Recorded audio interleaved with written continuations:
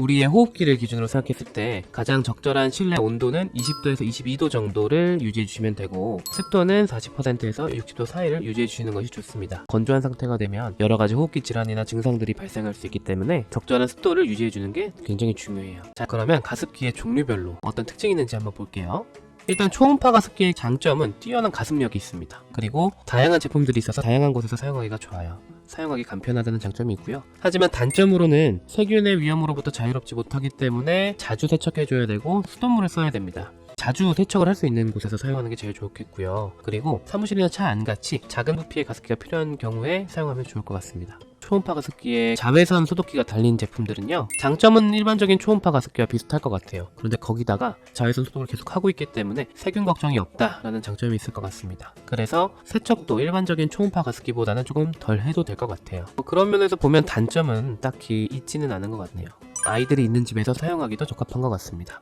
그리고 가열식 가습기는 가습력도 괜찮고 세균 걱정이 없다는 게 가장 큰 장점이죠. 하지만 뜨거운 김이 나오는 거기 때문에 아이나 애완동물이 있는 집에서는 사용에 매우 주의하셔야 돼요. 화상을 입을 수가 있거든요. 화재 위험성도 항상 주의하면서 사용하셔야 되고요. 이러한 안전 문제가 있다는 걸 꼭 인지하셔야 됩니다. 그리고 전기세가 많이 나온다고 해요. 그래서 이건 어디서 사용하면 좋냐?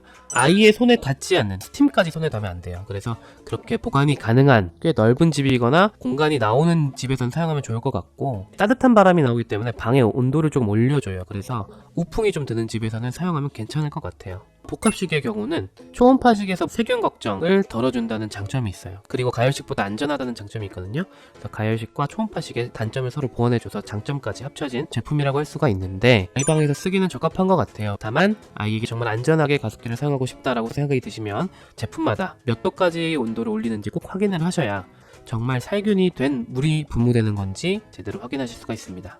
자연기화식 같은 경우는 살균 걱정이 없다, 이런 장점이 있습니다. 그리고 이 물통의 위에 구멍이 뚫려 있어요. 그래서 먼지들 같은 게 잘 깔아앉거든요. 그런데 그 필터가 먼지들 같은 이물질을 걸러주고 깨끗한 물만 증발시키기 때문에 공기청정의 역할을 어느 정도 해주는 장점도 있어요. 하지만 그 필터가 세척이 되게 힘들고 사용 주기별로 1년에 한 번 이렇게 갈아줘야 되거든요. 그럼 유지 비용까지 발생을 합니다.